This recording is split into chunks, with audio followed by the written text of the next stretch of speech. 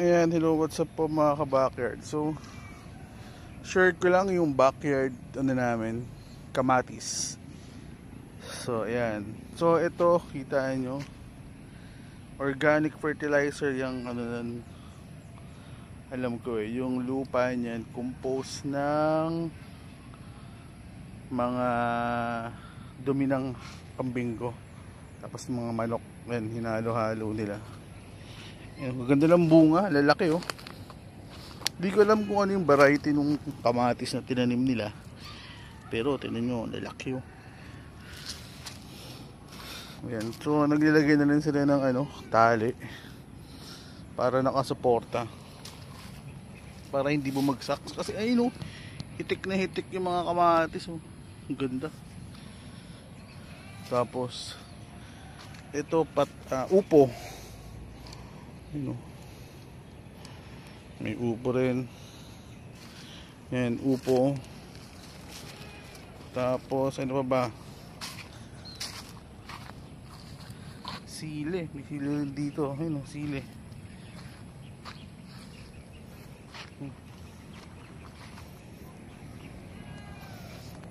Saging. Yung saging namin, and 1, 2, tatlong piling na saging. Tapos mga talong. Ayan, talong, ang dami rin.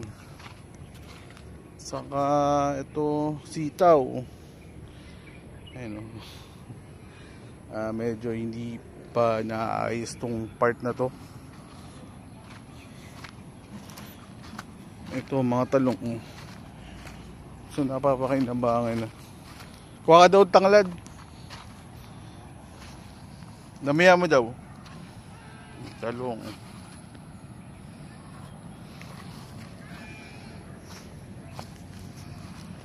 Ba, dami. Tapos pipino. Nagluto sa bahay, dami rin pipino. Ayan.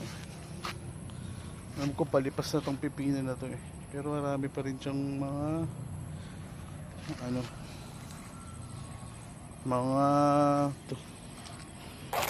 bulaklak na patuloy.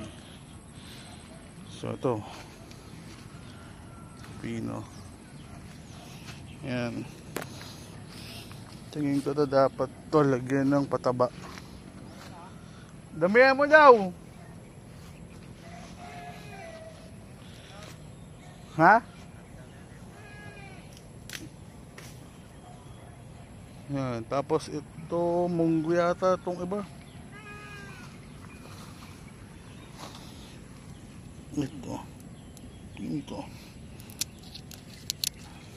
munggo nga.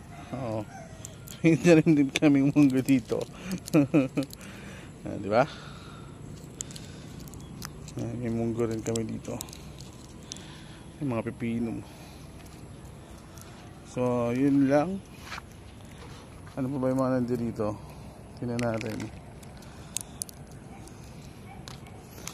May sikreto kami dito eh.